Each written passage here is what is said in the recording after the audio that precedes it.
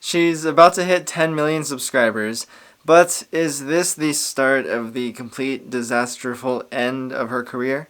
Emma has been really great at defining her niche and kind of creating a whole new way of editing videos on YouTube in general. She's quirky and relatable, so many of us, you and I, well, we relate to her on a different level than another creator that might do things differently. But what if there was some kind of disturbance in the Emma Chamberlain brand, and it just all disappeared one day? That's what she is in the midst of right now. She's going through it. The thing that people in her position have nightmares about. Her brand has gotten very much so to the point where she is just known as a celebrity now. Her videos are viral hits, and anyone who has seen her or have heard of her probably want to be involved. She's built up a gigantic brand around her name, but that's also a vulnerability to her at this point. 10 million people that can watch her videos at any time or subscribe to her videos.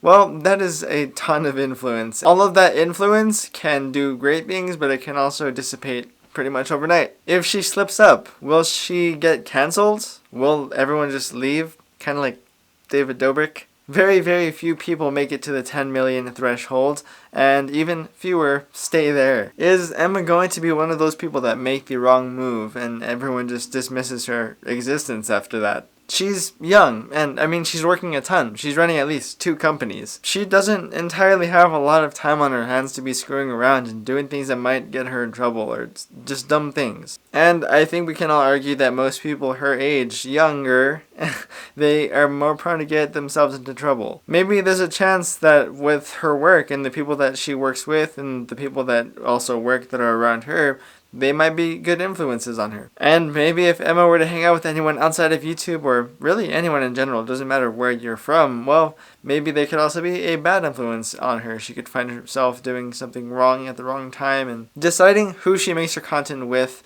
who she involves herself with, who she does business with. That is one of the most likely scenarios where she will make a wrong decision and everything will just go south. Everyone stops watching Emma Chamberlain's videos, they stop buying into her coffee brand, and well, that's it. She's cancelled really even before she's even lived. Depending on the severity of the issue that might happen with her YouTube videos or her channel, well, that is going to go back to the severity and the portion of audience that she might lose through that kind of... In this case, she would probably come out like David on his own views channel and say, well, something like that she didn't mean to, or what her intentions were wrong, or she'll learn again for the future. Something cliche like that, but people that have a magnitude of this size in an audience, well, they have to worry about things like this. They have to worry about that image. There's just a ton more eyes on them than a normal person in society. A lot of the time when you are a creator that has been doing it for a while, or you are a big creator that is just putting out a lot of content, well, you've been putting out these videos for a while, it kind of gets intuitive and you're just used to this flow, this way of doing things.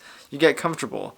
That is one of the easiest ways to screw something up because, well, being comfortable, that's more likely to make mistakes. You're more likely to nonchalantly do something that might ruin it all for you. And then you post it on the internet and, well, it's not received well. She needs to think about her channel as a business. And with a business, you have policies, the way that you go about things and maintain the brand to keep people safe and keep the business sustainable and healthy. When people have audiences of masses, it's important to keep boundaries. A mood of the brand that keeps people in tune with how things should be, the atmosphere in the room. It's that kind of approach that seems like she might have it down. I really can see from her aura in her videos that she seems more like a person that really cares about her career. It's really likely that she even pays attention to things like this and really carefully goes about how she makes and produces her stuff. What is her audience going to want as they shift their needs? Nothing can stay the same for too long. Especially on YouTube, where attention span is not the best, well, people are expecting a change every now and then. All Emma does is post vlogs, these long form videos of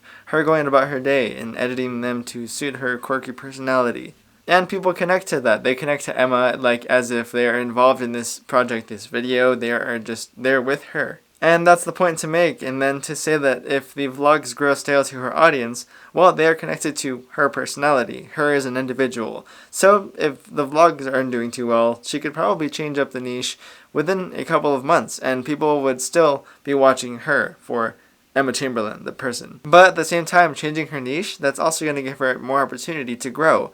She hasn't done the niche before, therefore people are going to find her doing that new niche. If Emma Chamberlain is a unicorn, and she is able to turn her 10 million subscribers into a sustainable career, she'll be considered a brand that stays around for a while, a personality and entertainment model that people can enjoy for a while. Once a brand has really built up enough of their distribution, all they really need to do is continue doing that same thing that got them to the place that they are in the first place. That spark of trajectory that is repeatable. She has enough awareness that allows her to continue just posting videos, and once she does that or continues to do that, well, she's going to grow exponentially.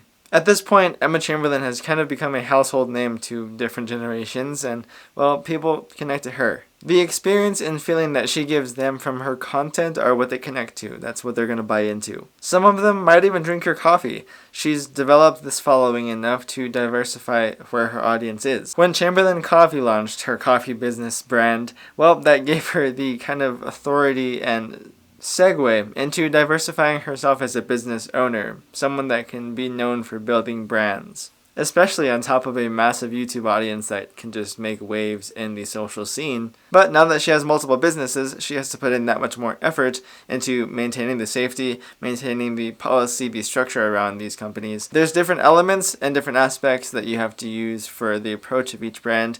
No brand is the same atmosphere or trajectory in terms of how they speak to the audience. So you have to know that. You have to diversify. And Emma needs to be able to maintain that for each of these companies. That way they all maintain a healthy image. So that is her next hurdle with the product and the way that she builds these companies around her audience and doesn't screw everything up.